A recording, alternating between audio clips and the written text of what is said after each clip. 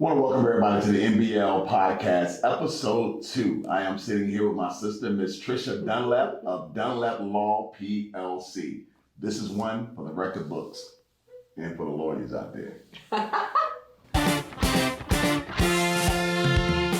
Welcome to the MBL podcast, where we talk to our members and hear stories of resilience, gain business tips, and learn what's next. It is the MBL podcast.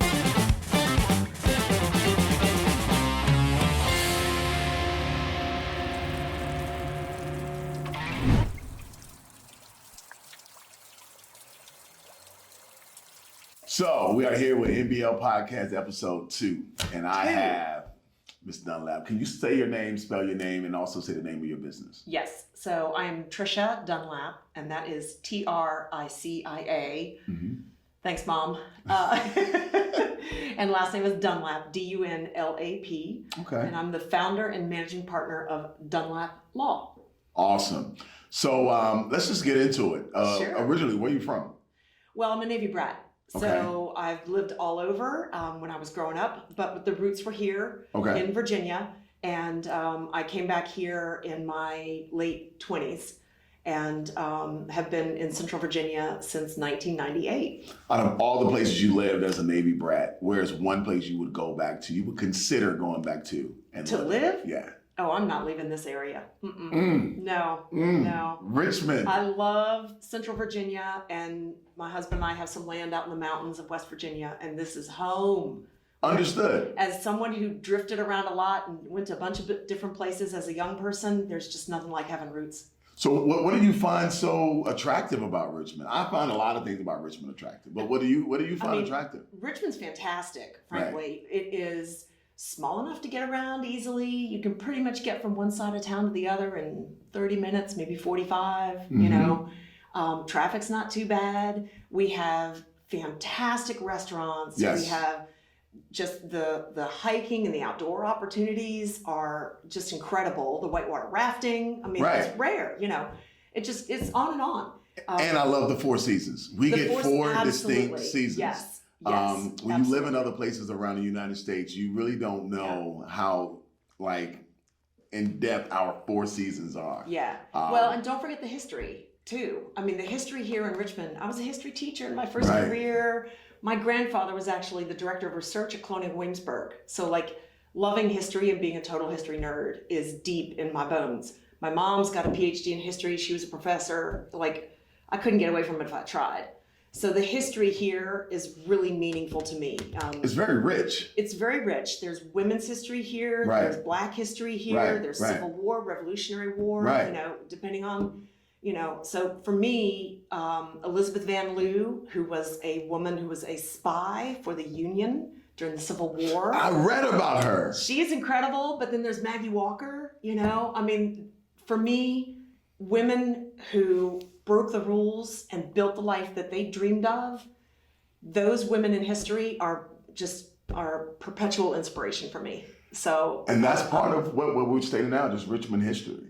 Absolutely. Yeah, when I have friends come in town, I'll take them around like Churchill and I love point Churchill. out, That's where I live. St. John's Church and point out the reason they call it Churchill. Point out the train that's still under the park. Yes, isn't that crazy? That is insane. Yep. And then of course I'll take them through Jackson Ward and just talk about the rich history of Jackson Ward, the very first this, the first that, the first this. Yep. And they're like, man, all of this is right here. Wall Street. Black Wall Street, right here in Richmond. The True Reformers Bank, that the first black bank that ended up becoming 21 or 22 different branches around the East and South. Yep. So I go on and on and on. So to your point, the history is rich here. Yes. So you're here, your husband's here, you get into business. Yeah. Now, how did this come about? Were you always the child that was I'm going to be an attorney? No, I was not. So I was the child who, I was going to college because you're supposed to go to college. Right. But I had no idea what I was doing. And most kids. Like most kids, exactly, But I also, this is kind of crazy, but I got married at 19 to a guy I'd met when I was 16. And so that was my first marriage. The butterflies, they'll get you every time. Well, yes, but I had all wisdom and discernment of a 19-year-old, which means I had none. So Right. at any rate, I caught that. I have 2 fantastic kids out of that marriage. Good. But it definitely made it a little harder for me to figure out who I was, right? Because I basically went from my parents' house to his house, and because he was a little older. And so it delayed me figuring out my own path in a lot of ways. Okay. But at the same time, I have 0 regrets about it, because it put me on a path to find my own resilience in a way that I couldn't have done without some of the challenges that came with those choices. Had it not gone that way. Yeah. Right. I had wanted to go to law school when I was in undergrad, when I was 20. Okay. But it just wasn't in the cards. And it actually took 20 years of wanting it, 2 floods, and a really good friend to shove me in the back before I went to law school at 40. Okay, so That's a lot. let's unpack that. You threw a lot in the suitcase just then. I did. Let's unpack There's a lot. that. So 20 years, 2 floods, and a friend that just pushed you into your greatness that you're doing right now. So 20 years, what did you do? What were some of the things that you did in those 20 years before becoming an attorney? So I became a teacher. Okay. When I was in college, I majored in political science because I just Okay. loved it, and I loved to argue, and I loved the arguing about theory, and anyway, I love political science. So, but then what are you going to do with that, right? Go to law school. Argue with someone else that loves political Yeah, science. I guess so. Might not make you a lot of money. No, nobody's going to pay you to do that. So I became a teacher. Okay. And I was a high school teacher. This was actually in Florida at the time, Okay. where my husband's job had moved us. And so I was teaching school, and I realized that I wasn't as good a teacher as I could be, because I didn't have the depth of knowledge that I needed to really teach kind of from the soul, and so I found this fellowship that if I won it, it would pay for me to get a master's degree in teaching. So I applied for it, and it's only for teachers. It's a fellowship for teachers, and it pays for a master's degree in the founding era and in the Constitution, because the goal is to put these teachers back into the classroom with a deep knowledge of the history, the philosophy, and the political principles that underlie all of our constitutional governance. So I won that, and that paid for a master's degree. And at that point, I wanted to come back to Virginia. So my then husband at that time, and I came back to Virginia in the mid-90s, and I finished my master's degree and then went back to the classroom. But at this point, we moved back to Northern Virginia, which is where my parents were. Okay. We lived with them for about a year and a half while I was in school. And then we chose Central Virginia.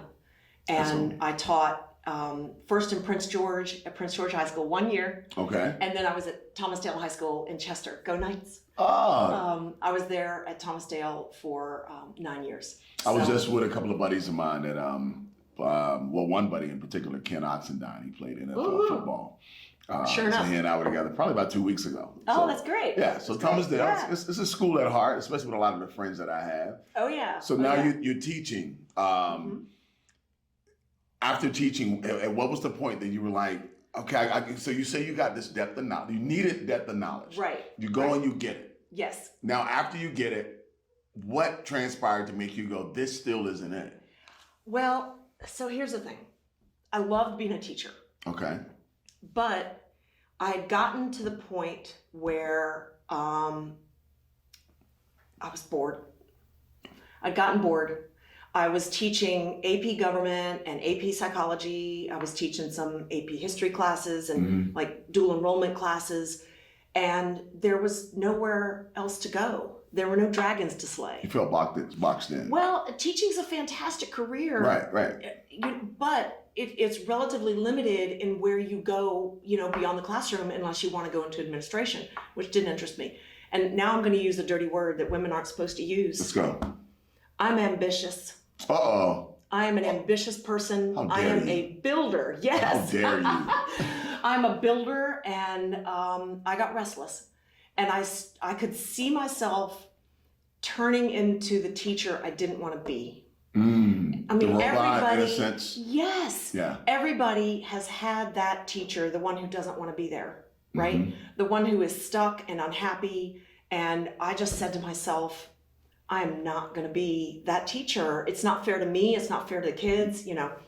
So that was already kind of rolling around in my head. And this actually is after my house had flooded twice. And that's a whole separate story. We should. Oh, we're getting to that. Yeah, because solving that problem was a big deal. But anyway, in August of 2007, I went and hung out with a dear friend of mine who now today we work together. And she handles all the intake for the law firm. And she's just such a fantastic part of the team. It makes me so happy that she's with her, Perry Pardo. Shout out to Perry. So we were sitting in the mountains of North Carolina on a patio, killing a bottle of wine. And she says to me, what's one thing you've always wanted to do that you're going to die without doing? And I said, go to law school. Which, when you really step back and think about it, the one thing you've wanted to do all your life that you're going to die without doing is go to law school? Right, It's right. a little bit of a dubious answer when you think about it from like a metaphysical point of view, right? But that was my answer. And she said, well, why can't you go? And I said, well, I'm a single mom now, and I've got the kids. And Excuses. I got 3 jobs, you know, and I don't have any money. And she was like, well, yeah, but. And she just wouldn't take no for an answer. And the next thing I knew, I had promised that I would just take the LSAT. I'll just take the LSAT and we'll see how that goes. And that was like the quicksand. And really? The next thing I knew, it was August of 2008, and I was starting law school at the University of Richmond. So wow, that's what a good friend does for you. They see things in you that you don't see in yourself, and they give you that shove. And it seems like she did it more with questions, not with forcing you. Exactly. She helped you convince yourself. Yep. It's the best way to communicate. It really is. It really is. My grandmother used to always tell me, if you want to convince someone, don't tell them what you think. Keep asking them questions that leads them to what you think. That's right. In teaching, we call it the Socratic method.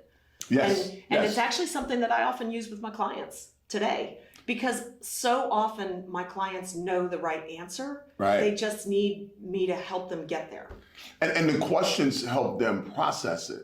Exactly. Because when we're just told without really understanding, then we're not convinced of it. That's right. But when we have those questions that helps us process it, then we're convinced because we came up with it ourselves. That's at least right. we think, you know. That's right. So your friend, she pushes you, she asks you the right questions. Now let's back up a little bit. Yeah. You talked about 2 floods. Yes. And anytime somebody brings up something that is significant like that, it means it has a purpose in what happened afterwards. Yes. What happened? Talk about these floods. So 2003 was just a horrible year for me in my life.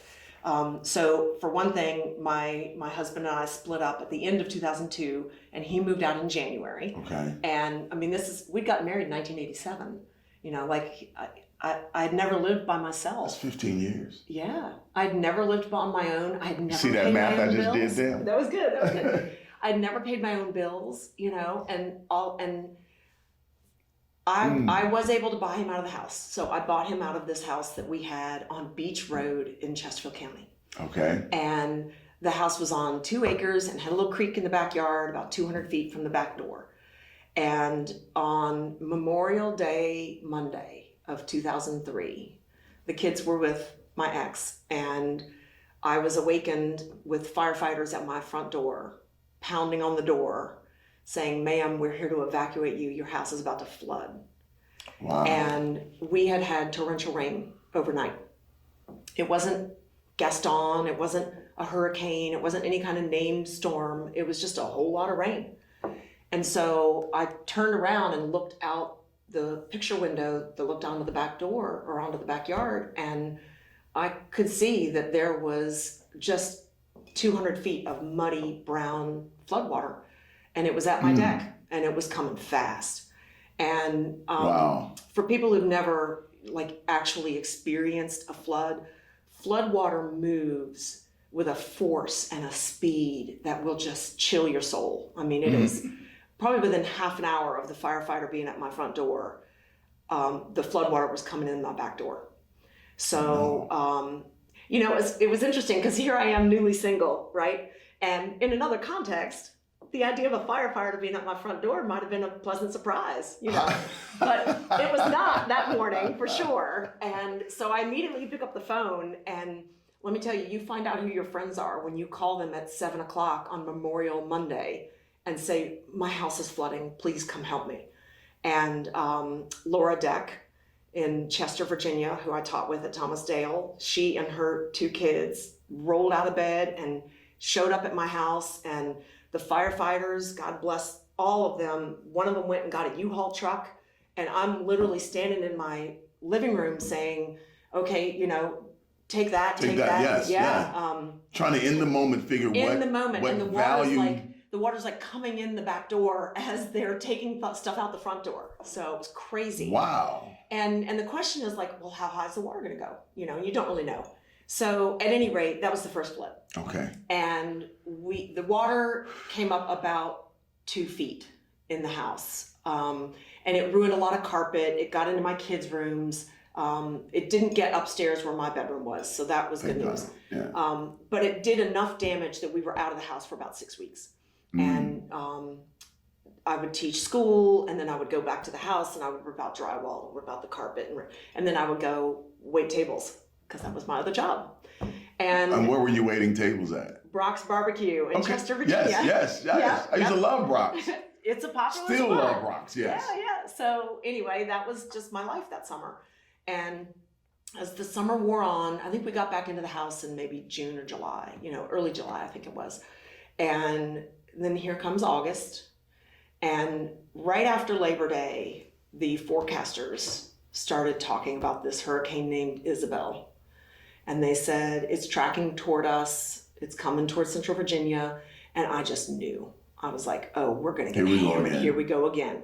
We've been back in the house, 4 months, you know, and we're about to flood again. And my kids were young at this time. You know, my kids were 12 and 5, maybe. I'd have to think about that more closely. But, you know, they were young. And, you know, my poor babies are going to be out of the house again after all the disruption they've already had with our marriage ending and all this. So anyway, I started packing.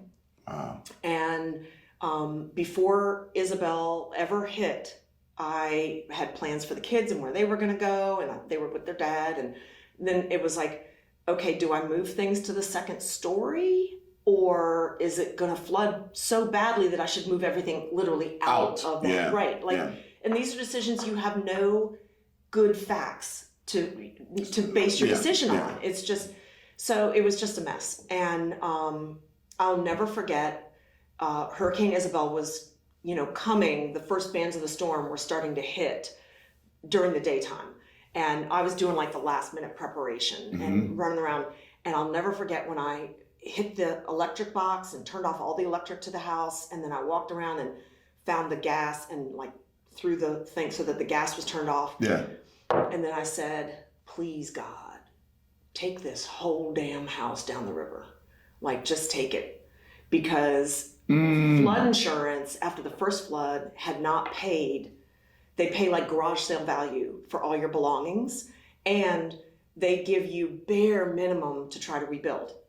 And I just vowed I was not going to put my children back in that house. Back through that, yeah. I'm not putting them back in that house. And so all night long, I was, you know, the storm raged overnight, and it was the next morning.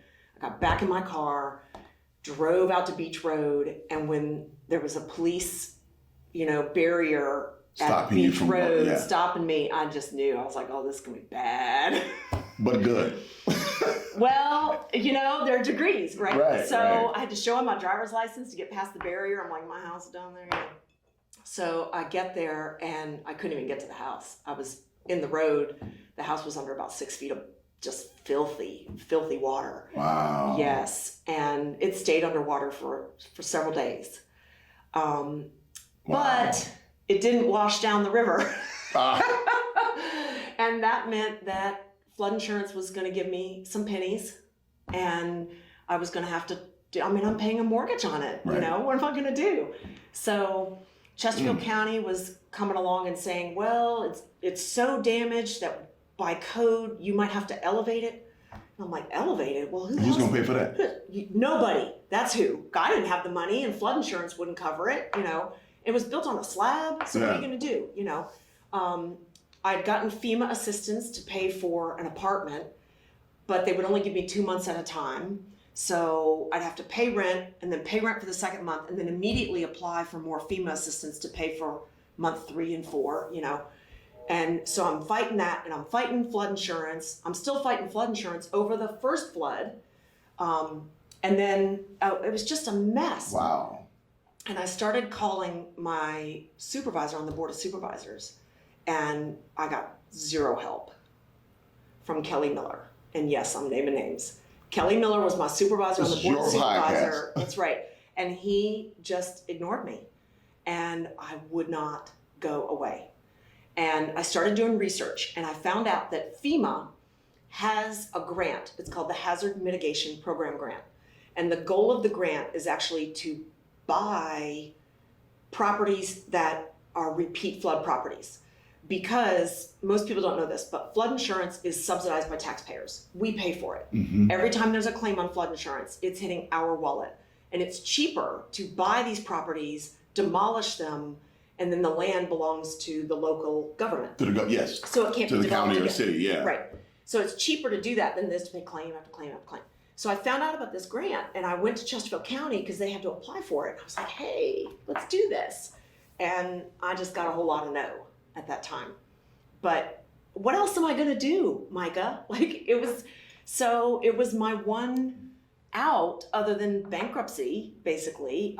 So I just dug in like a little pit bull, and I wouldn't go away. And then finally in January, the county agreed that they would apply for the grant.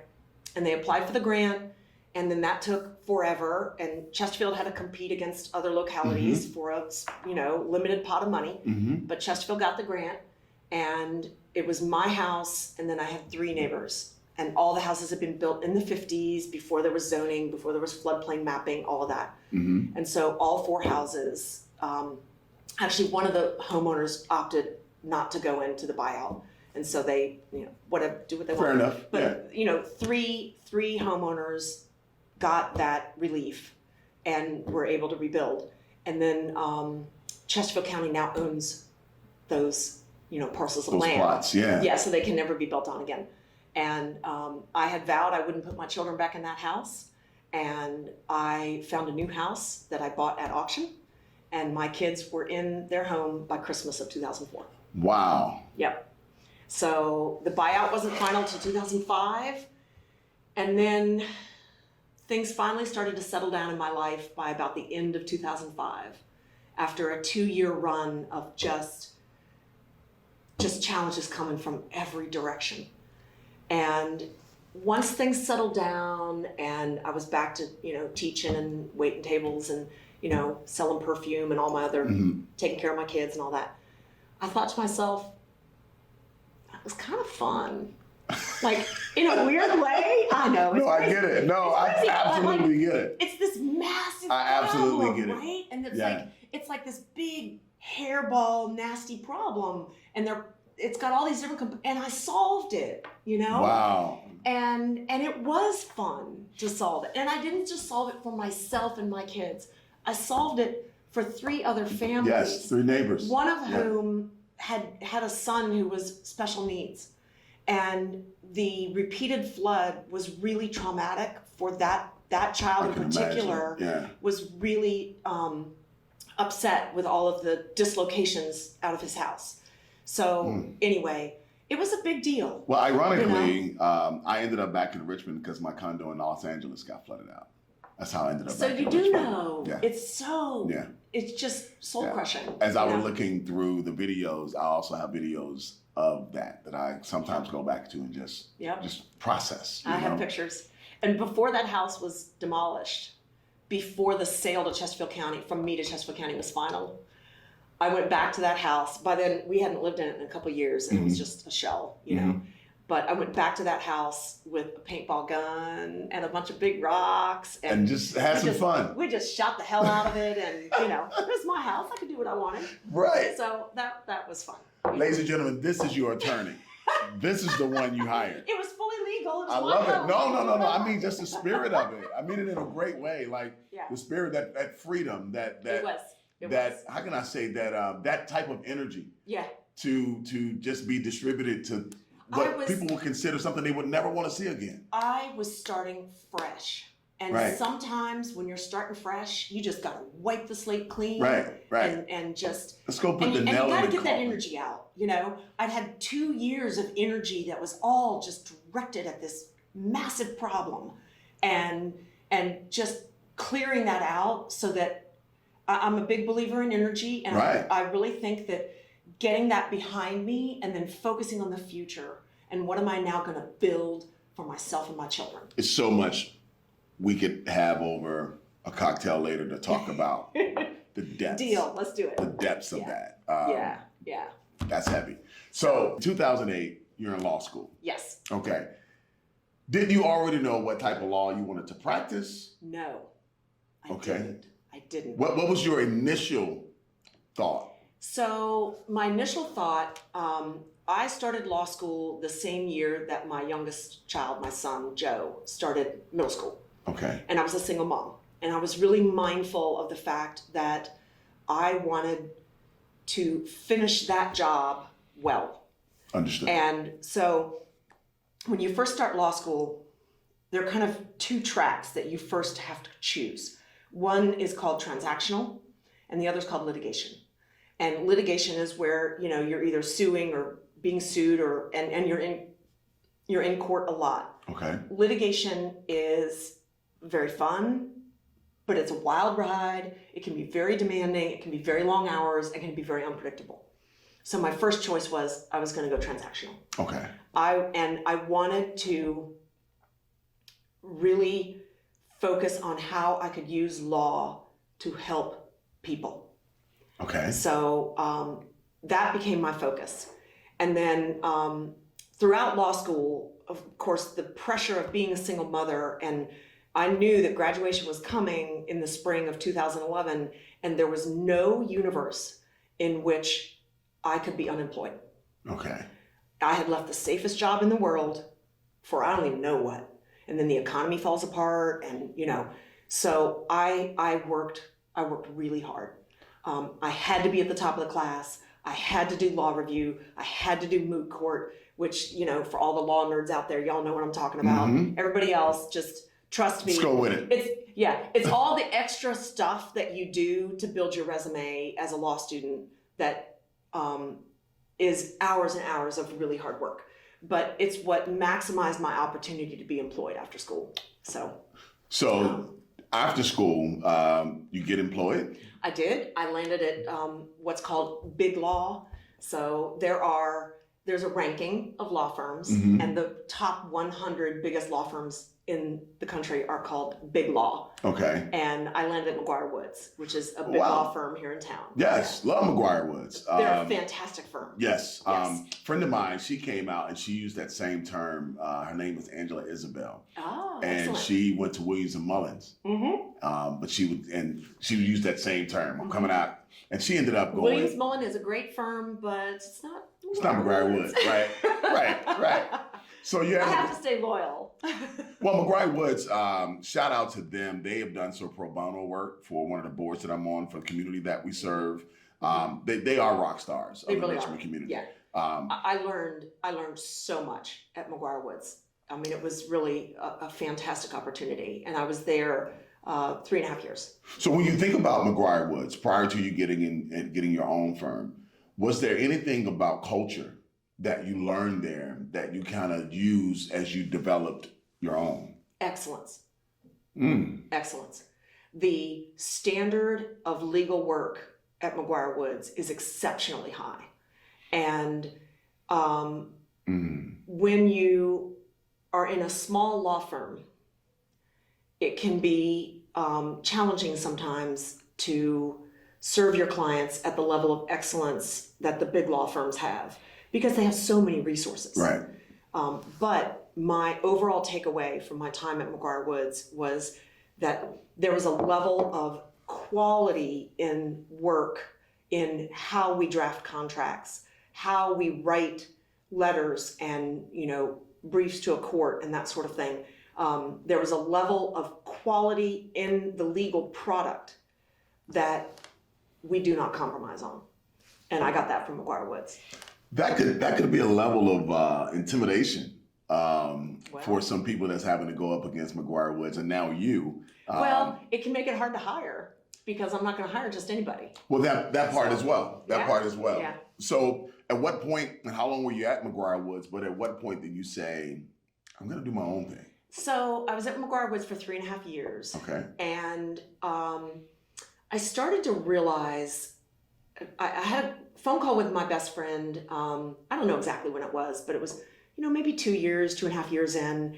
And I was talking to her and I was saying, I could see a future where I'd have my own law firm someday. And she goes, well, duh.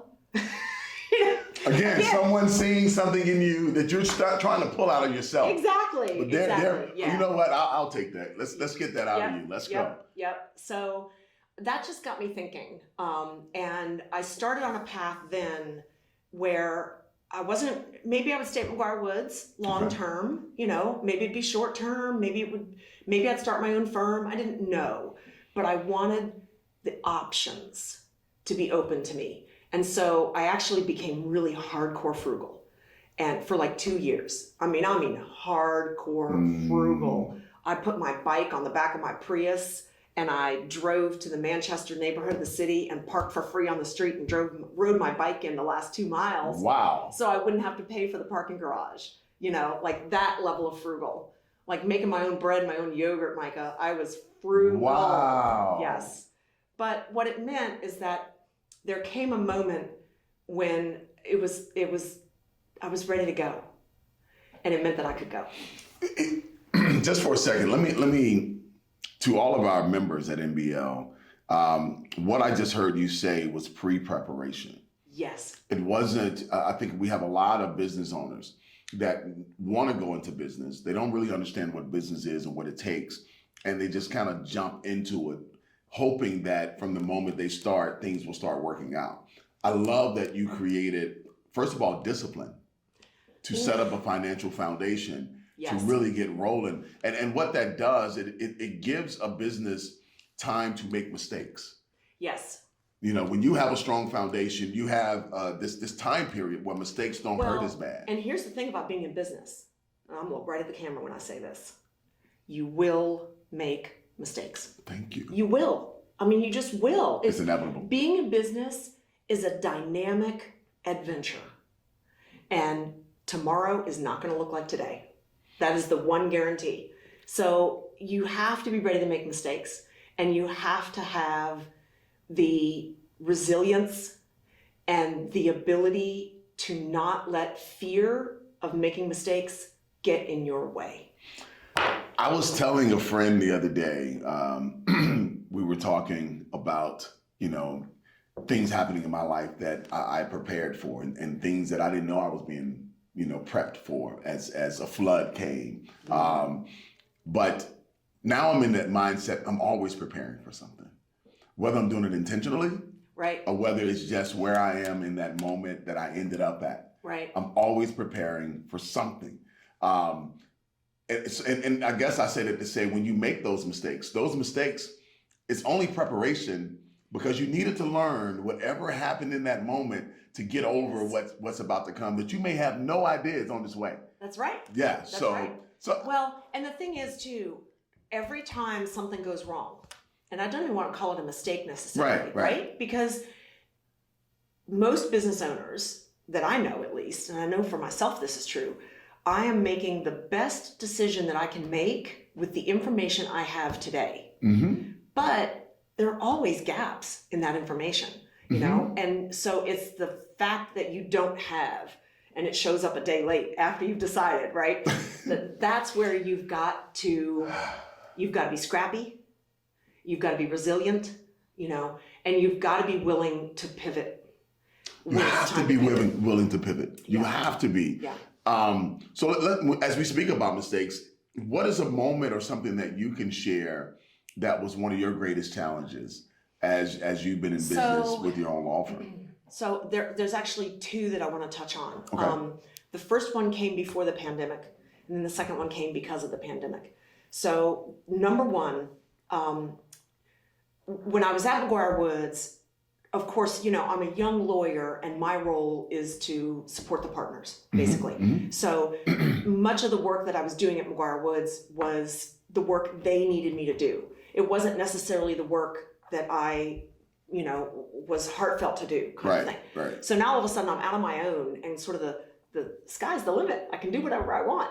And I probably had close to 4 years where I did a little of this, I did a little of that, just kind of looking for the thing that kind of clicked and that gave me a sense of purpose bigger than myself. That's really important to me. And the sense that I was doing something good in the world, right? So I tried a bunch of different things. I did some election law recounts and all this. Finally, in 2019, I was starting to really get some clarity on what I loved more than anything else. And over again, it was working with small business owners, working with people who in many ways were just like me, right? They're risking everything to build their dream. It's all on the line and they are working so hard. They're scrambling and it's like they are determined. And I just loved working with people like that and helping them protect what they're building, helping set them up for future success, sell it someday when they're ready, helping them build their legacy. Right. That really meant a lot to me. And then I had a moment where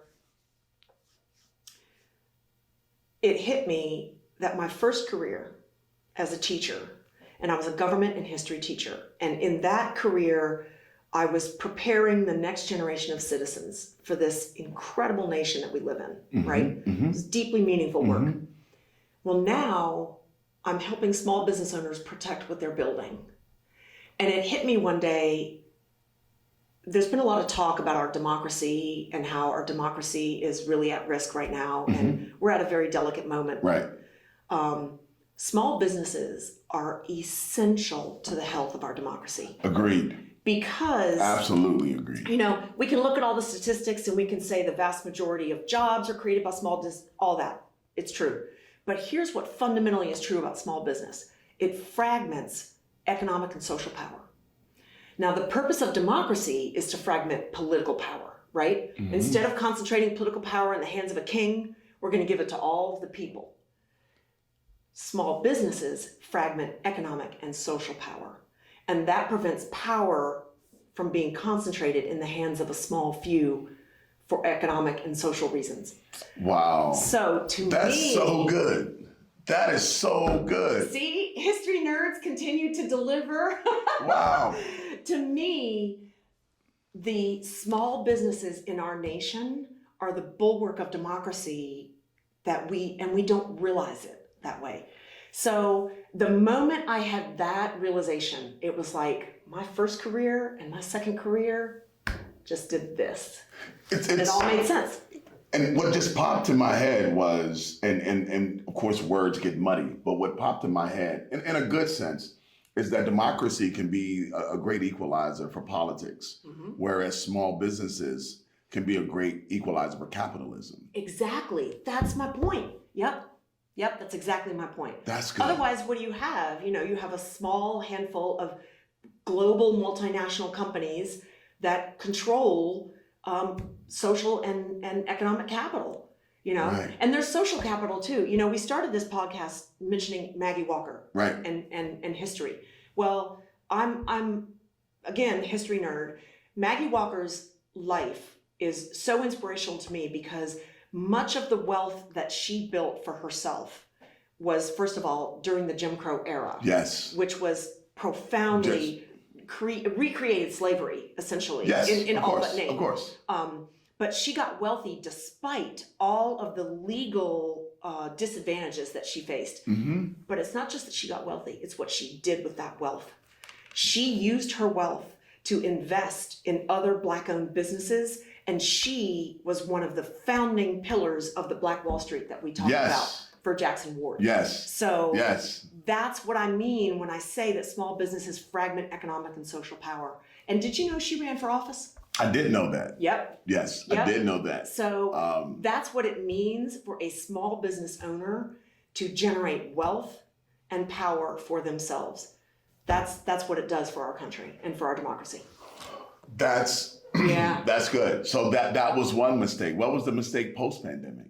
Well, it wasn't a mistake, it was a pivot. Okay. So the pandemic hit, and there were a bunch of new regulations coming out of the executive branch and laws coming out of Congress. There was one called the Families First Coronavirus Relief Act, which required businesses to give paid leave to people who were sick from the virus.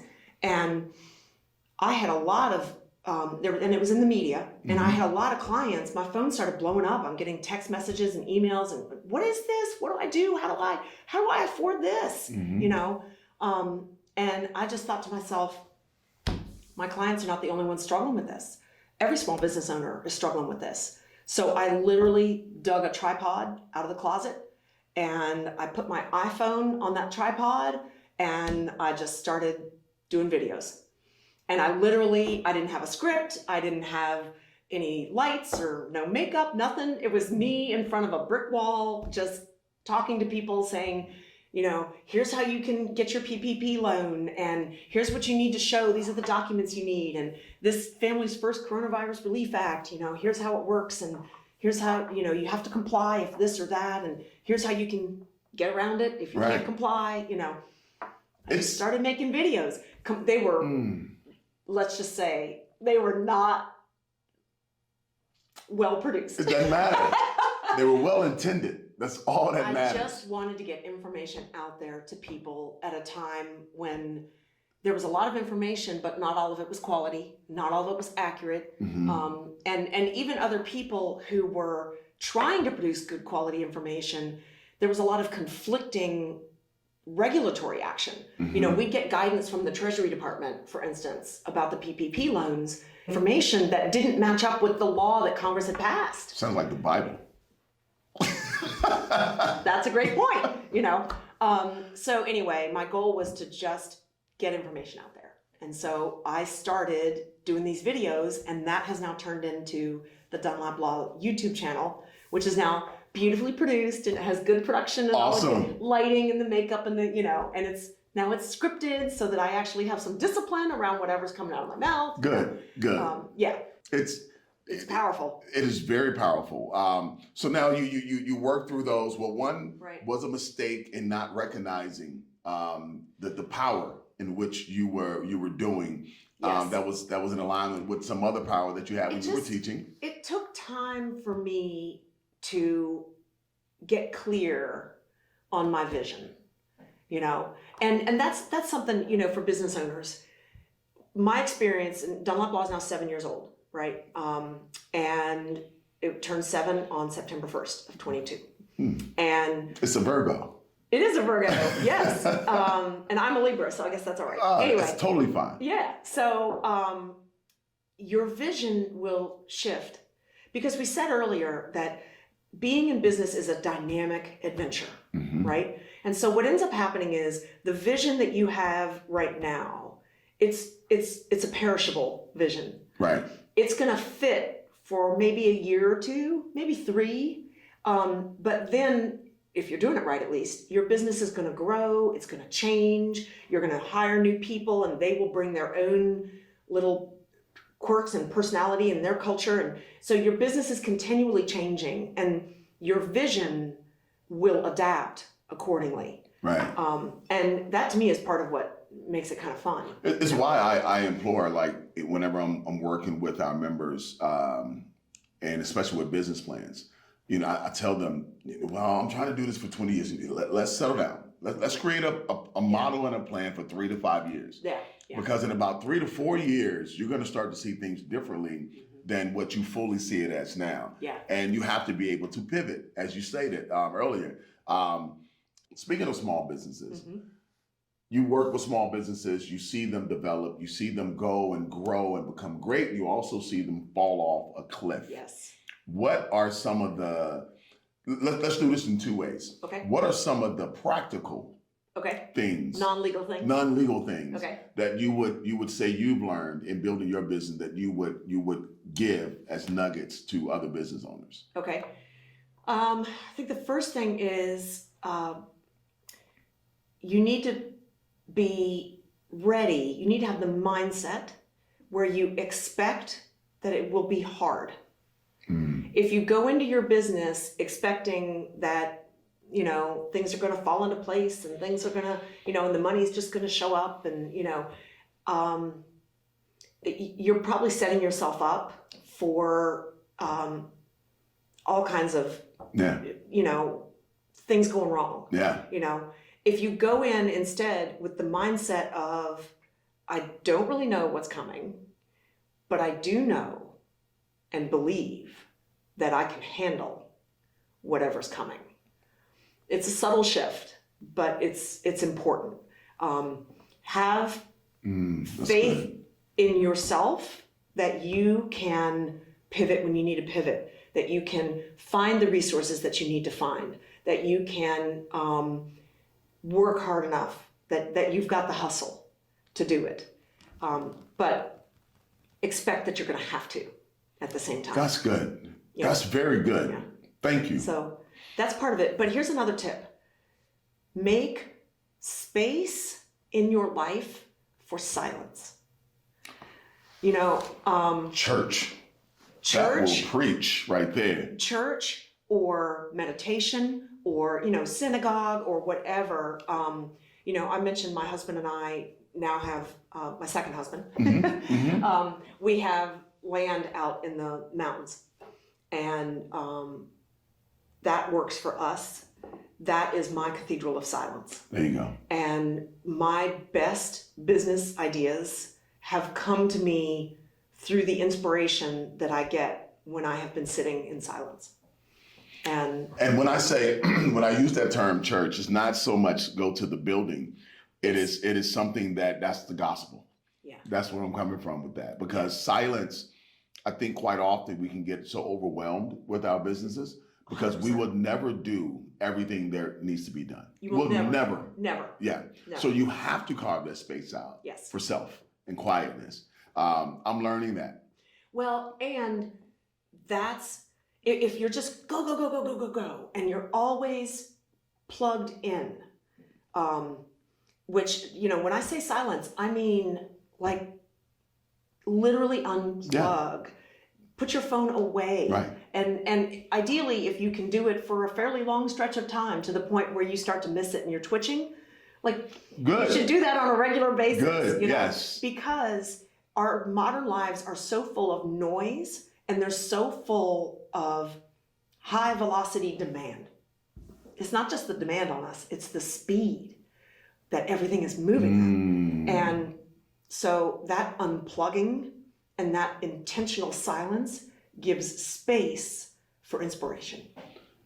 That's good. And yeah, that's very good. There's two, and I haven't done either yet, but there's a mountain cabin that you're talking my language now. For sale, that you can go to, you can get for a couple of days. Yeah. And there is no phone service. There is no internet service.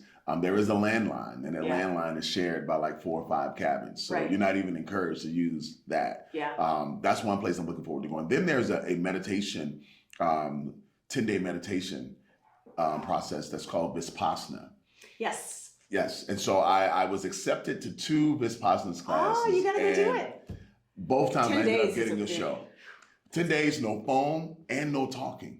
Yeah, that would be powerful. That'd be scary though. I mean, I could see where that would be like. You'd be like, oh my God. I probably could do it. I think I could do it. I bet you could. Well, and see, here's what happens. And we forget this in our modern lives. So Kenny, my husband and I, Kenny and I bought our land. We'd been going out to the mountains and staying with friends for years and years and dreaming of having our own place. And it finally came through at the end of 2020.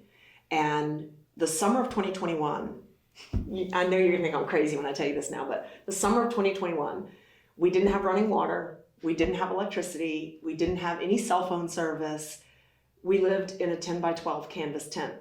I don't think you're crazy. It was I get the it. best I get it. summer of my life. I get it. I It was totally incredible. get it. Yeah.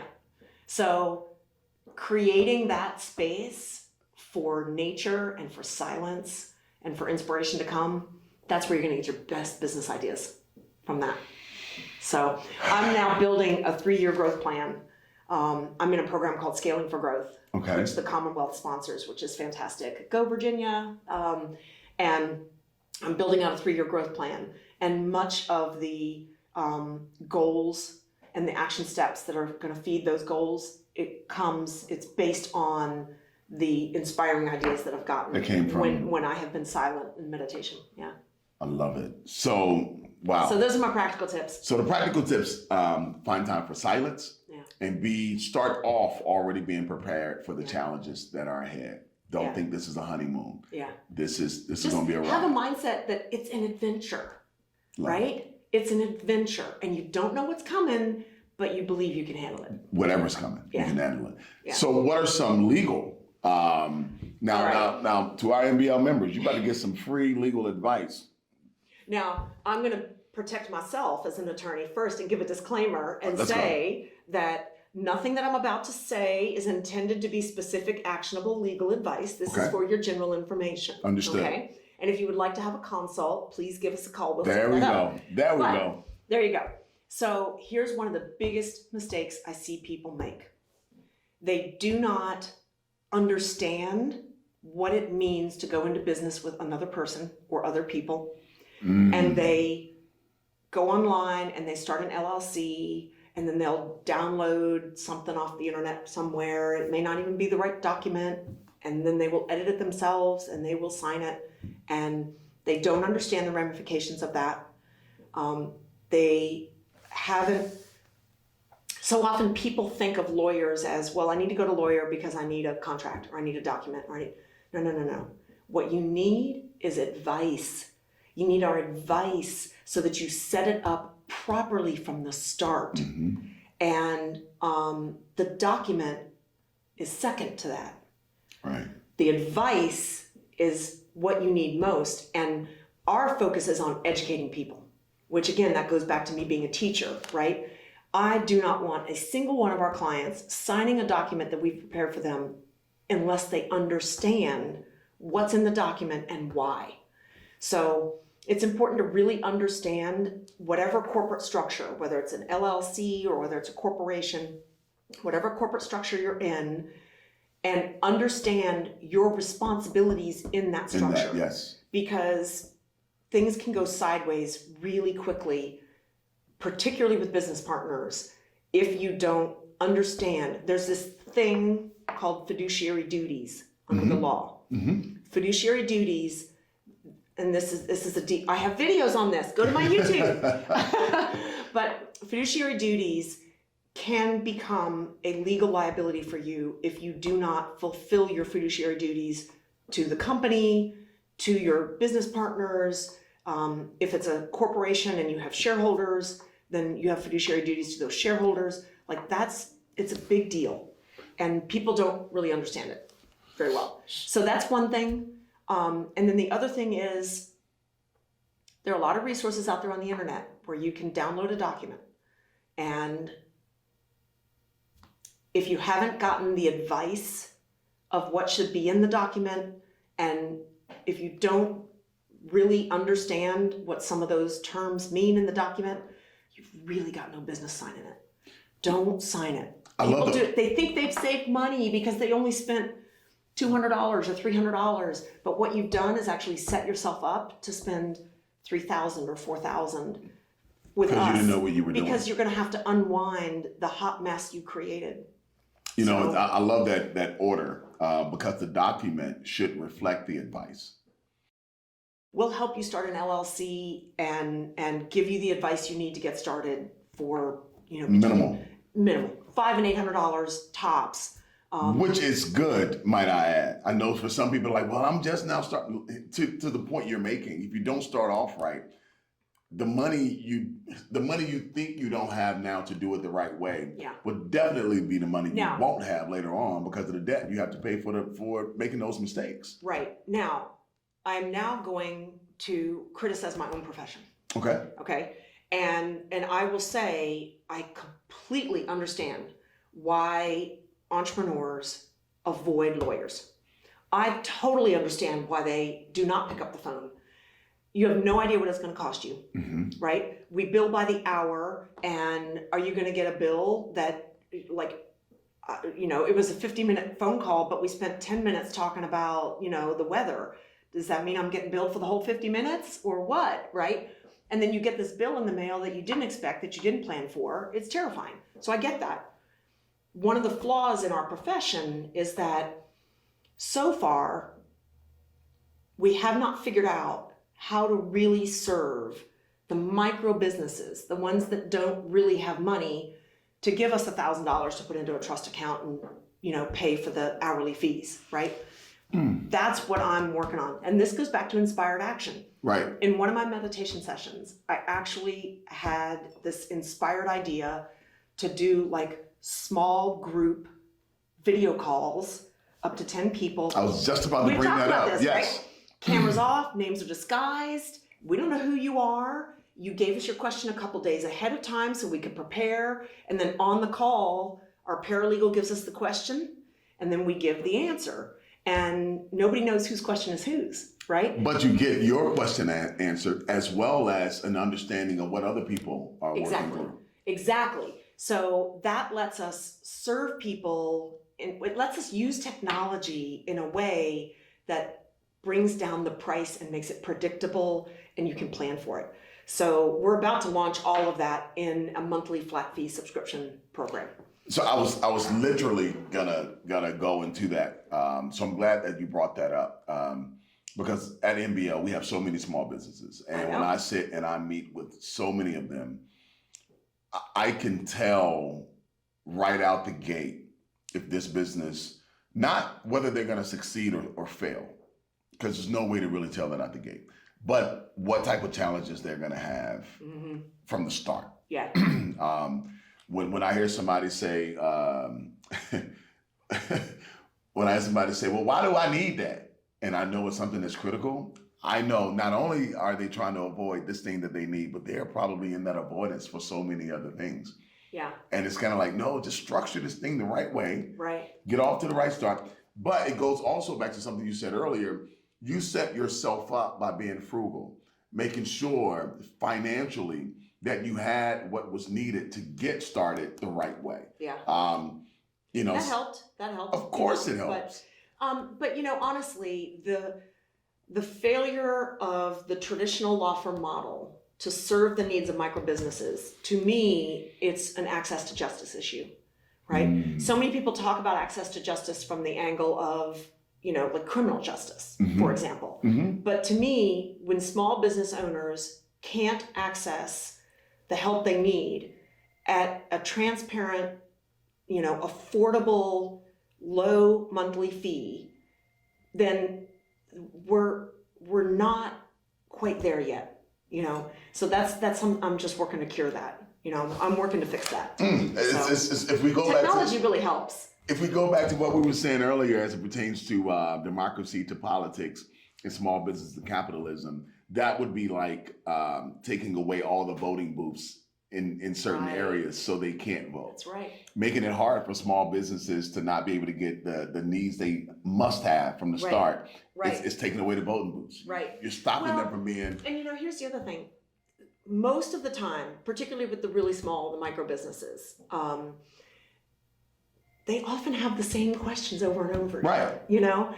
And a lot of times the issues they're facing, it's not really a legal issue, but they don't know that, right? So oftentimes when we call them learning communities, these video calls, the small group video calls.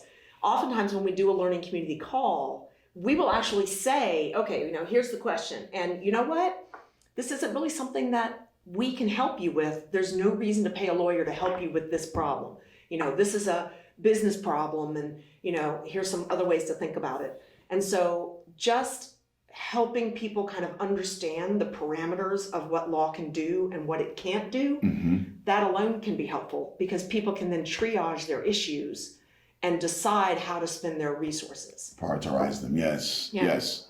Well, Tricia, this has been so a fun. great conversation. I loved it.